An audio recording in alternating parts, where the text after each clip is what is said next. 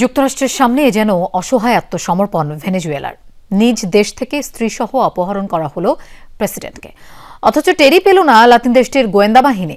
মার্কিন অভিযান ঠেকাতে কোনো ভূমিকাই রাখতে পারেনি দেশটির প্রতিরক্ষা ব্যবস্থাও। এতদিন বিশাল সামরিক বাহিনীর বহর ও অস্ত্রশস্ত্রের মহড়া চালিয়ে নিজেদের সামরিক সক্ষমতা জাহির করেছে কারাকাস। তবে পরাশক্তি যুক্তরাষ্ট্রের সামনে রাশিয়ার দেয়া সোভিয়েত যুগের এসব সামরিক সরঞ্জাম কতটা দুর্বল সেটা স্পষ্ট হয়েছে মার্কিন অভিযানে। নতুন ব্লেন্ডে আরো রিচ অ্যারোমায় সেলন ফ্যামিলি ব্লেন্ড টে। আকস্মিক অভিযানে কোনো বাধা ছাড়াই আটক করে অন্য দেশে নিয়ে যাওয়া হয়েছে ভেনেজুয়েলার প্রেসিডেন্ট নিকোলাস মাদুরো ও তার স্ত্রীকে। একটি দেশের সর্বোচ্চ ক্ষমতাধর ব্যক্তিকে তুলে নিয়ে যাওয়া হলো, অথচ টেরি পেল না দেশটির গোয়েন্দারা। যুক্তরাষ্ট্রের সাথে উত্তেজনা শুরুর পর থেকে নিয়মিতই সামরিক মহড়া চালিয়েছে ভেনেজুয়েলা। অস্ত্রশস্ত্রের মহড়া চালিয়ে বরাবরই দিয়েছে মার্কিন আগ্রাসনের বিরুদ্ধে শক্ত প্রতিরোধ গড়ে তোলার ঘোষণা। অথচ দেখা গেল সম্পূর্ণ বিনা বাধায় দেশটির একের পর এক স্থানে হামলা চালিয়ে প্রেসিডেন্ট ও তার স্ত্রীকে আটক করে নিয়ে গেছে মার্কিন বাহিনী।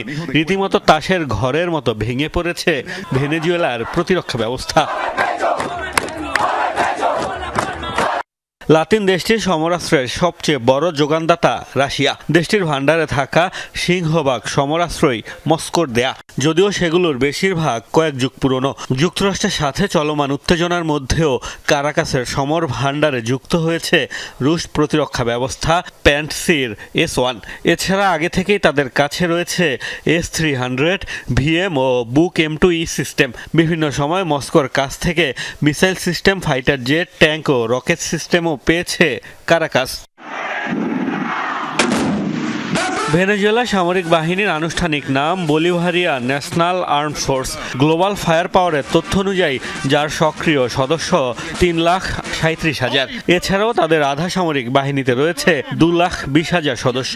রয়েছে শক্তিশালী গোয়েন্দা বাহিনীও। তবে যুক্তরাষ্ট্রের সামনে কাজে আসেনি কোনো সমরাস্ত্রই।